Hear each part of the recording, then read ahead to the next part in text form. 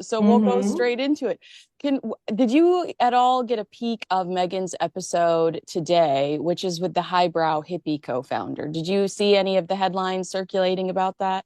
Are there headlines circulating about I that? mean, Because I check the no. news every morning first thing and I saw no headlines about that. So, Maureen Callahan just dropped a bombshell calling Meghan Markle a malignant narcissist, and honestly, the royal watcher world is on fire right now. You're like, is there did Meghan Markle breaking news, a new episode podcast drops? No, the headline circulating is her glorified explanation for why she became as ever and why she actually refers to American Riviera Orchard as word salad, which made me laugh because that's something we talk about all the time, how Meghan Markle is just full of it, is full of the word Hmm. salad. But it gives you this sense that Meghan is really trying to use this podcast as a vehicle to justify her historically bad judgment and rewrite history. But having her girlfriend on, the creator of Highbrow Hippie, a brand that I think both you and I have only ever heard of because of Meghan Markle I've never heard of it, Kinsey. at all, not even because of, No. oh wow. Well, I think to me it kind of justifies the stories that have been circulating that Meghan is having a really hard time booking A-list guests or booking anybody relevant for her podcast. Have you heard anything similar just through gossip? And then we'll read some of the quotes that insiders have been whispering about Meghan's difficulty to find legitimate podcast guests. Well, I think it's just obvious. When Camp Montecito wants us to know something, they do leak it. They leak profusely, even though they want their privacy. So, the Occam's razor, sort of the simplest explanation is the most likely. Episode one, I am sure her dream guest would have been Gwyneth Paltrow. That is a no-brainer. It's her neighbor in Montecito, one of the starriest of entrepreneurs. She's in that whole health and wellness and organic space. And I'm sure it was a no. Yeah. If she even got a response. And I'm trying to, I was thinking like Victoria Beckham, that's another one. You want the stars, you want to bring in the eyeballs and the ears and the listens and the likes. These people are clearly keeping a great distance from the toxicity. And when you look at the Netflix show, there is no you can see exactly why. You see how she treated Mindy Kaling Hmm. in her fake kitchen, correcting her multiple times, sniping and microaggressing. Who would go near this? Yeah, right. Okay, so what I love this line that insiders say Meghan Markle is raging that A-listers are keeping their distance. Raging is always a fun way to describe Meghan Markle. According to reports, the Duchess of Disappointment is facing an uphill battle in the general buzz for her new show, Confessions of a Female Founder. A media insider revealed she's dialed all the big names, like you said, likely calling people like Gwyneth. I imagine Jessica Alba, Kerry Washington, some of these people we've actually seen her vaguely engage with on social media. And no one's picking up the phone. And they also mentioned here there's no Taylor Swift, no Beyonce, not even Hailey Bieber. I feel like Hailey would do anything at this point to distract from the Justin headlines too. I feel like we might even see Hailey do that podcast if she were to be asked. When you're pitching female empowerment, that's a problem. It speaks volumes for her pulling power. She's not happy about her lack of appeal. It is a lack of appeal. And just to have a bunch of your friends on your podcast that just sit there and kiss your ass, that's not a good listening experience for anyone. This isn't just another hot take. Callahan's piece in the New York Post is a straight-up character takedown, painting Meghan as the ultimate manipulator, someone who chases headlines, plays the victim card, and melts down whenever things don't go her way. Let's break down what's really going on. None of it has anything to do with founding an actual business. It's all about fluffing Megan's ego, which needs inflating and reinflating on the hour, every hour on the hour. I was just thinking as you were speaking, like who else could have been like kind of an easy get? Any one of the Kardashians? Sure, that was a no. Reese Witherspoon. I would love to hear Reese from Witherspoon has said Witherspoon. no. I know that Reese Witherspoon had told her no for archetypes You because she do. loves Catherine. Amazing. That is a person who she sold the business she founded for like $1 billion. You know, I love anybody who promotes reading as she does and has built a great brand on reading. That would be like, so this is basically we are getting the baseline level of popularity among the A-list cohort that Meghan so desperately wants to belong to. And I think that's why we keep hearing her refer to herself as Duchess or I'm Sussex now. It's this kind of insistence to herself and to her four audience members that but she is important. She matters. She's influential and attention will be paid. Well, I'm glad you said that because I just read former Vanity Fair editor Tina Brown has made some more amusing observations about Meghan Markle that I imagine we will agree with, accusing her of being enormously shallow and claiming the reason she's launching so many new business ventures is because she's desperate for attention. And that's kind of how I felt when I read Tom Bower's new quotes about this crisis that Harry and Meghan are in to stay relevant. I thought, well, no wonder we're seeing these panic launches all, in a row. It's Meghan you're sensing her anxiety. She's so fearful of becoming irrelevant. And that's basically what Tina Brown said. She said her problem is that she is so ADD. She just never stops making announcements and never really follows through. She said this on the Mixed Signals podcast. I'm like, I'm going to do a cooking show. Now I'm going to be a podcaster. Oh, look at my beauty line. The beauty line hasn't dropped yet, but I imagine it will. I imagine she will punish us with it one day. It's like, just do all of those things. Don't do all those things. Do one thing really well. She says that Meghan seems panic stricken in her business model.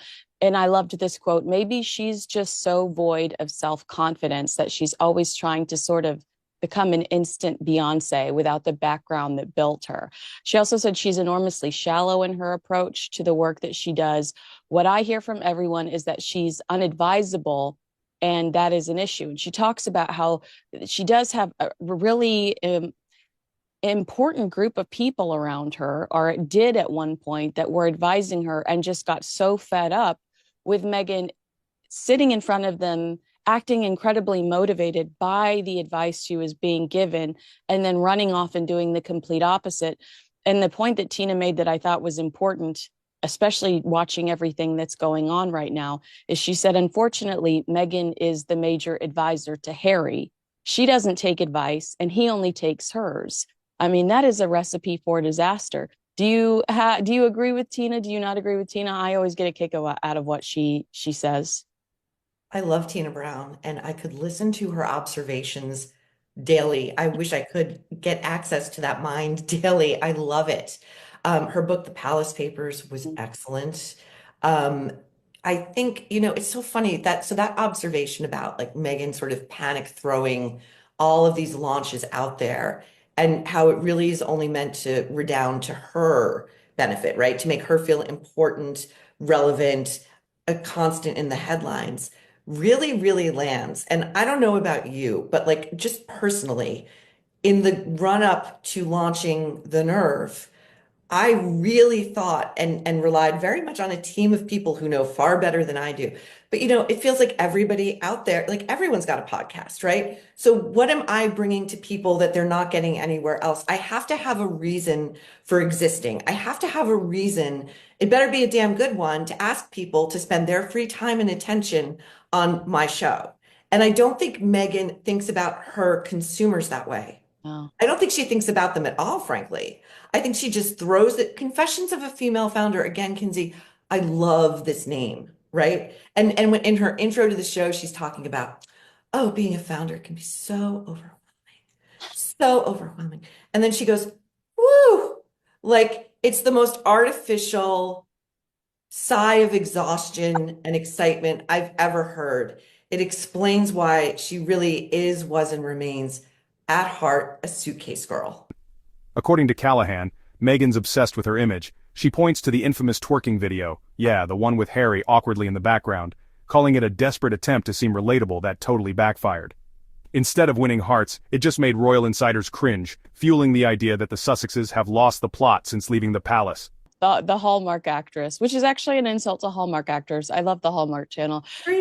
But that sigh you just did, I immediately flashed back to the duck video that she released around Easter of the baby ducks. Did you have the unfortunate Yes, the it was in my algorithm, sadly. Yeah. I mean, how over the top and obnoxious is that?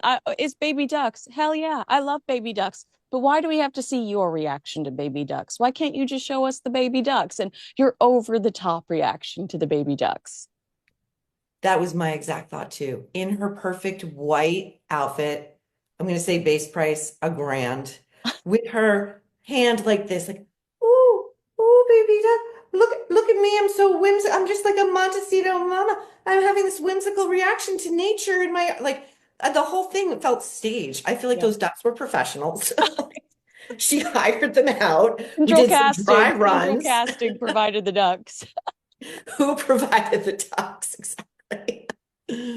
I mean, you're a 45-year-old woman. You've seen baby ducks before. Yeah, we've all been in nature. We've all been to zoos, but it's Easter, I guess. It's a time of renewal. Megan loves to remind us of her maternal warmth, which again is another thing she's slinging and selling out on the open marketplace. And I, for one, do not buy it. I don't think oh, the Kinsey, the anecdote she told, was it on episode 2? Again, I only listened to clips, but she was talking about how motherhood is her absolute favorite thing. And she can't bear to be away from her children for a single second, even in another room. She can't bear. So when she goes into another room, she has to get her phone out and start scrolling through all the pictures of her children who are just next door so she can get her fix. And then Harry comes in, and in her telling, I swear to God, this is like a verbatim quote. In her telling, Harry comes in and he goes, "My love, can't you just take care of yourself for a moment? Oh Won't my you go God. work out or take a bath?" Who talks like this, Kinsey? Who talks like this? Oh my gosh. Those two are they're the most selfish people I've ever encountered in my entire life. I highly doubt that Megan sacrifices Megan has taken plenty of me time over the last 5 years. We saw it firsthand. That's wild to me that she puts that stuff out there. It's just, I guess it's her kind of like how we talk and about the way that Michelle Obama tries to drop these little hints that everything's fine at home with her and BO in her Mhm. podcast. It's maybe that's Megan attempting to do the same thing, especially when she's sitting on the. Did I tell you that I found out that the Drew Barrymore encounter was entirely staged? Like Megan's team had all of the questions beforehand. No. Megan knew she was going to be asked about Prince Harry. She had that story prepared about always dating. She knew Drew was going to bring out the picture of Princess Diana. And I actually defended her and said, well, I'm glad that she didn't like really lean into the Princess Diana thing. She seemed to be gracious and move on. Well, now I take it all back because now we know that every second of that was staged and approved by Markle's team.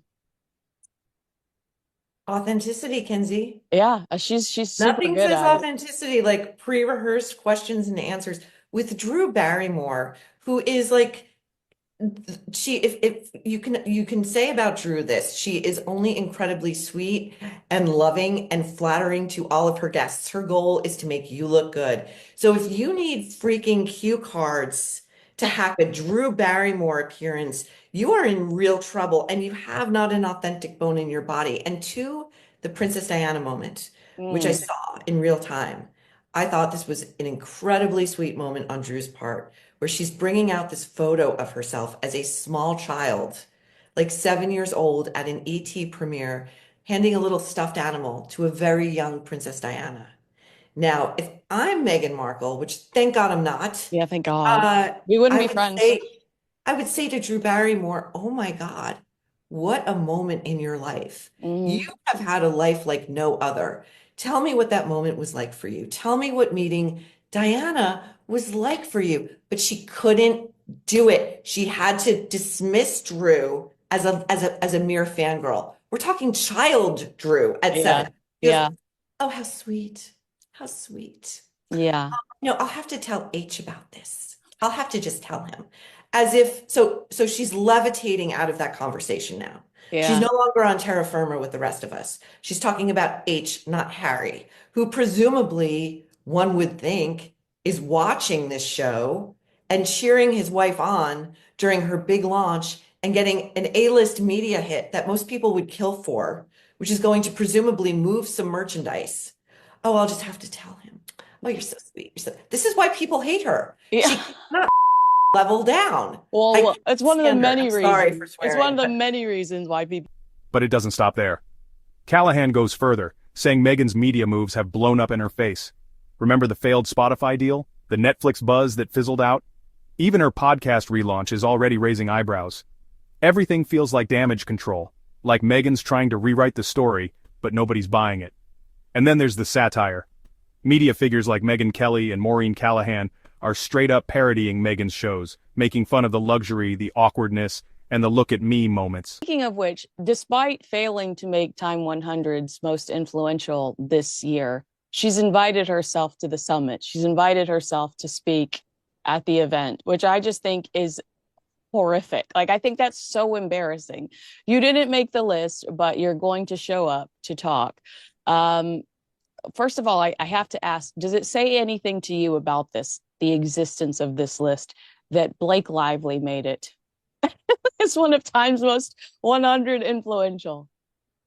Blake Lively clearly laid down some cash for some cause that she was going to have this boomerang back to her when she needs it. Well, Again, it was NAACP, which makes me laugh because she is the woman that had her wedding at a plantation. right. And wasn't her whole brand that also flopped hard? It was sort of rooted in that sort of plantation-y, like, Yeah, the blog, the lifestyle site. Is yeah, that and what then you're she was talking about? selling stuff. She was trying to be Gwyneth. Yeah. It didn't work. Again, she's highly unlikable. And there are a lot of parallels there between, like, if I'm Blake Lively, I'm just going to ground. Just don't show your face. Just let this ride itself out as much as you possibly can. Meghan has no shame. So, she was in New York about a week ago. Privacy, privacy, privacy. She showed up to a Broadway show with a caravan of 4 security cars. Taylor Swift and Beyonce use 2 at most, okay? Presidents and ex-presidents use less. But we have to alert the media to our presence. We're on Broadway. So she's going to probably roll up with like a ridiculous, grotesque caravan that's going to clog traffic up in New York. If her previous remarks are anything to go by, and remember, I gutted it out. I took one for all of you guys. I went to that Ms. Magazine event where she was given some meaningless award and had to listen to her word salad. You did. And it was god awful. What is she going to say? Like, if you could just like spitball, like, what do you think her message is going to be to this room full of, let's remove Blake Lively from this equation, but otherwise, like, influential people who are moving the needle in the culture? What is Meghan Markle going to tell them? Nothing of value, and that's what frustrates me so much is they're calling her like the founder of As Ever or whatever. I can't remember how Markle, who's it's founder As Ever, and actress producer. It's like Mindy Kaling's Chiron on her show. exactly Actress producer friend. yeah, founder of As Ever, actor producer, and I'm like, As Ever hasn't even had its first birthday yet. I mean, did you ever even receive your honey? I mean, some customers haven't ever even received like their purchase yet. And what can she say on a stage that's going to inspire Elon? What in God's green earth could she say? It's just it's so infuriating to watch these two fail, Harry and Meghan, fail up. That when is somebody going to say, tell them no, you don't belong here. You didn't deserve it. You don't deserve it. You didn't earn it. I wonder if it's kind of just like camp at this point, right? Like, maybe it's like, oh, let's see, like, they're going to bring eyeballs to this event. Yeah, that's it. So that's it. But when you were saying that, I was thinking, like, do you think Meghan looked at that ridiculous let them eat cake 11-minute joyride in space that Gayle King, who has become peak insufferable Gayle King, and Katy Perry and Lauren Sanchez, and then 3 other people whose names we don't know because they're not fame whores. Do you think she looked at that and said, where was my invite? When the media starts laughing at you, it's usually a sign things aren't going well. So, is this just brutal criticism, or is it the truth finally catching up with Meghan? Callahan says it's a meltdown, spiraling PR, zero accountability, and a brand that's starting to crumble. Let me know what you think in the comments. Is Meghan unfairly attacked, or is this the reality check she's been avoiding? Smash that like button if you're tired of the spin, and hit subscribe for more real talk on the royals. This isn't gossip, it's a wake-up call.